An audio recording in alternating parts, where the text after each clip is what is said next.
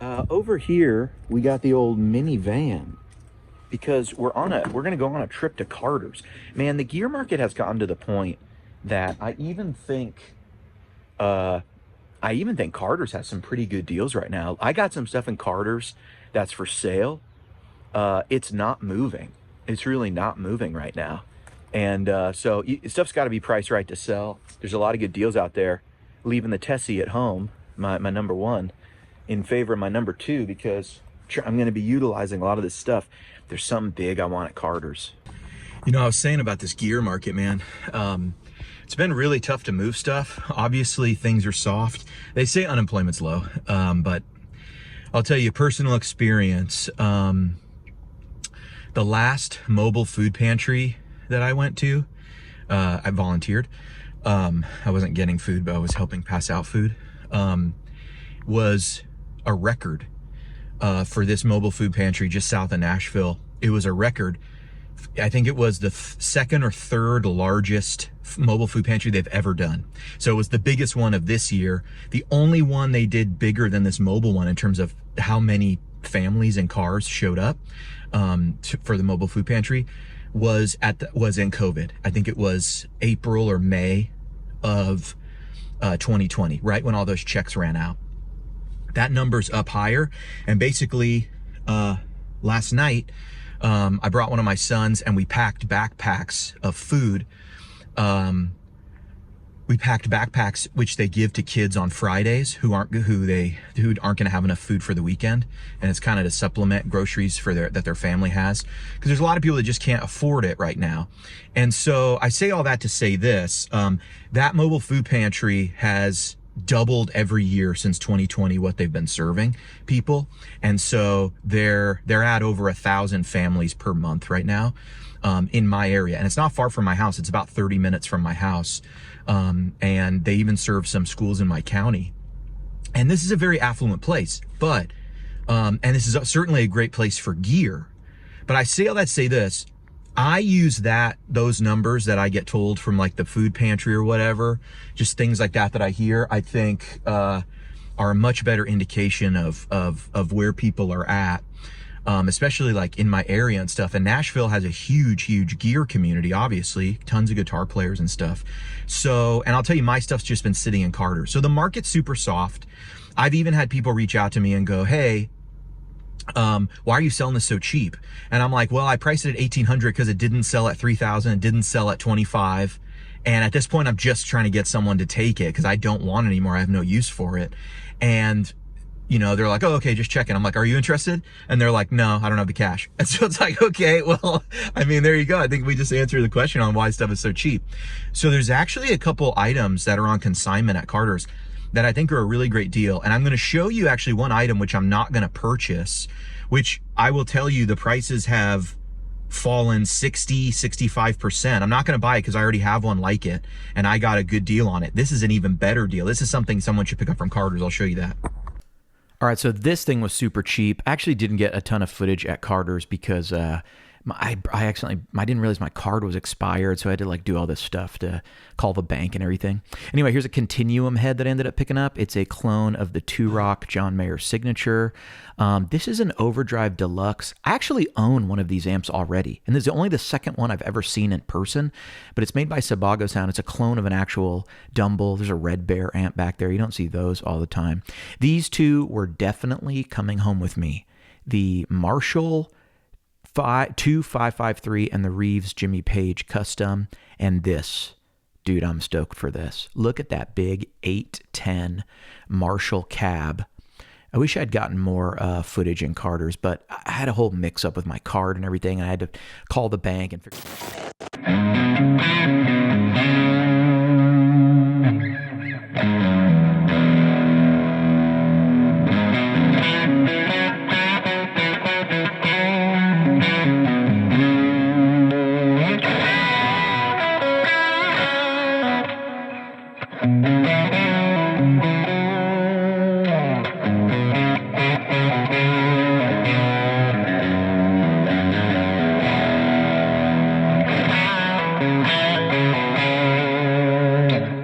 Well, I wish I could tell you that is what a Silver Jubilee through this 810 cab, sounds like.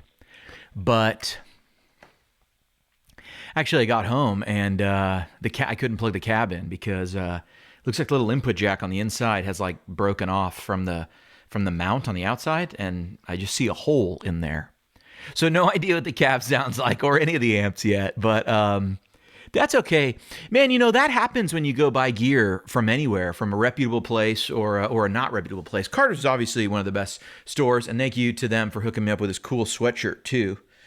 They got a policy there when you spend $10,000, you get a sweatshirt. No, I was kidding. You get a sweatshirt when you buy stuff, or like a hat. They throw stuff in all the time. They're cool. They're cool people. It's a really cool store. I've been shopping there for a long time, and I'm really spoiled in Nashville to be able to have such great music stores. There's a lot of great other ones, but Carter's has long been my favorite. I've long time been a customer there, and so many of the amps that you get from Tone Junkie are really from there, and that's why. And they have great stuff. You pay a little bit of a Carter's premium, and I'll tell you, the stuff that I sell through Carter's usually commands a higher price, but they just have a clientele that's looking for rare, hard to find stuff. Their clientele is just not, reverb bottom dwellers who are making lowball offers. That's just not who it is. People go in, they travel to Nashville. A lot of times they want to grab something. There's a lot of players in town in Nashville, a lot of producers, a lot of amp lovers and enthusiasts. And it just Carter's has a reputation for just being the place to find insane stuff, and really cool store. So thank you to them. Why did I go buy a bunch of stuff from Carter's? I try to buy, used. I try to buy stuff on Marketplace. I find great deals. I try to buy stuff on Reverb. I also am a Reverb bottom dweller who makes deals on stuff. But, the market is soft right now. It just is. And honestly, I looked at the Carter's website, and there was a couple things that stuck out to me. This amp, I would not on Reverb pay $2,700 for, but at Carter's I did. I would pay a little less, but the difference is I'm able to like try it, return it, and I'm not actually going to save that much money compared to what they're going for on Reverb. Also, I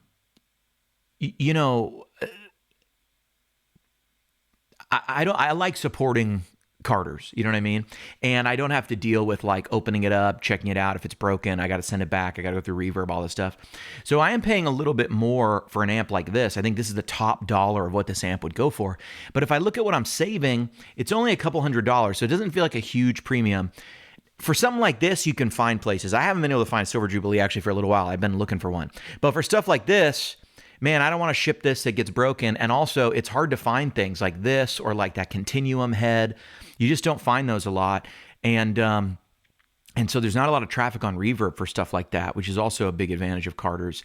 And then also, you don't find like that Reeves Jimmy Page custom. It's cool to go in there and just find cool stuff. And I constantly check the website, and I sell stuff through there.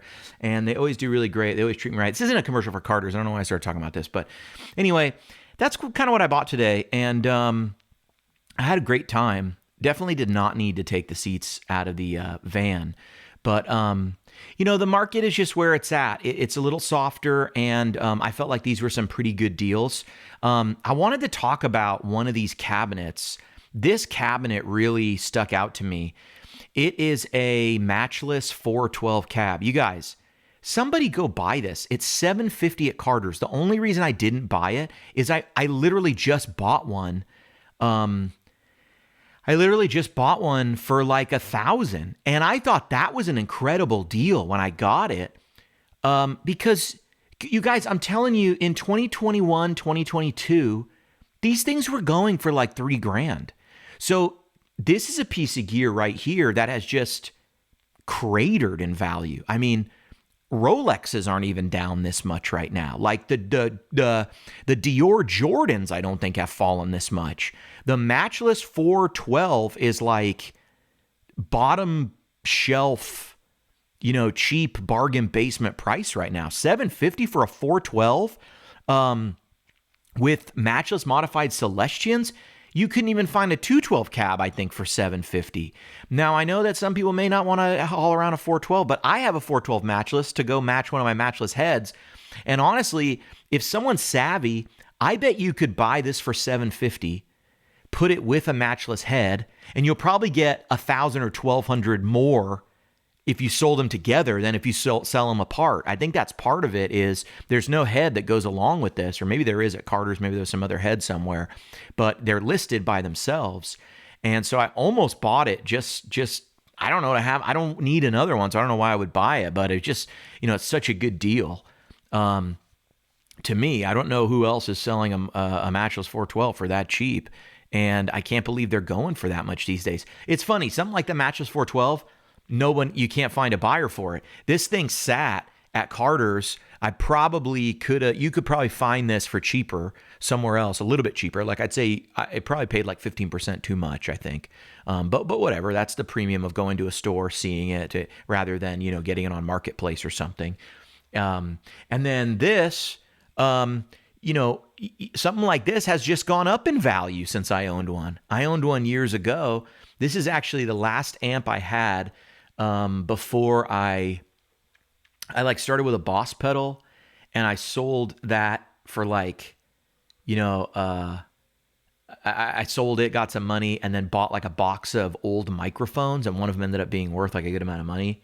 Sold those, bought a couple more pedals, ended up buying like a Crate Vintage 30 amp, flipped that. Just kept flipping until I had this and like two other amps that were like a Crate and something else. Sold all those and put that money together, and that was my engagement ring I bought my wife. So this is not the exact amp, the 2553 that I sold, but maybe it is. You know what I mean? I like to be romantic and think about that.